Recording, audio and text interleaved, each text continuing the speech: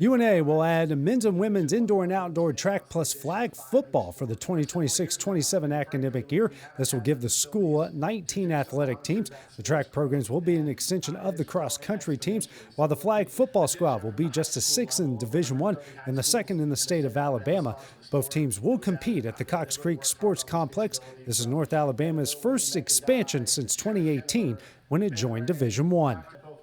The expansion of the cross-country program was our natural next step once we had a track. I think it immediately elevates cross-country as in the recruiting, as Coach Callahan and his predecessors would tell you. There are a lot of athletes that are interested in UNA, interested in running Division I, but would like to compete for championships in indoor and outdoor track and field, and we just haven't had that opportunity. We've been cross-country only. So with the donation we're able to receive and developing the land at Cox Creek with the track, it was a natural next step for us to take the approach to grow that program, and we think it'll have an immediate impact on cross, but over time it ultimately will bring in a great amount of student athletes and develop into a full track and field program.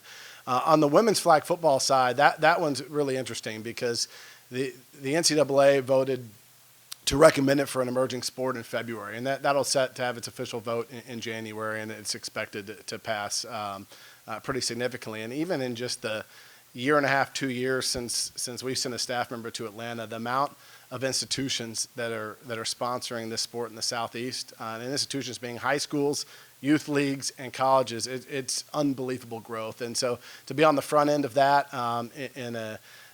in a region that is football hungry, I think is an awesome opportunity for us. And we're also able to scout out a year of how to operate it with Northwest Shoals playing here on our campus. So that's been helpful as well. So being a first mover, and our hats off to Alabama State being the first in the state to do it. They announced it a year ago, so they were really standing on their own, and more have come, and I think that you'll see the total well surpass 40 Division I schools in the short term. I think a lot of it is beach volleyball. When that first started, how quickly would it grow, and it was into a unified national championship sport within a year.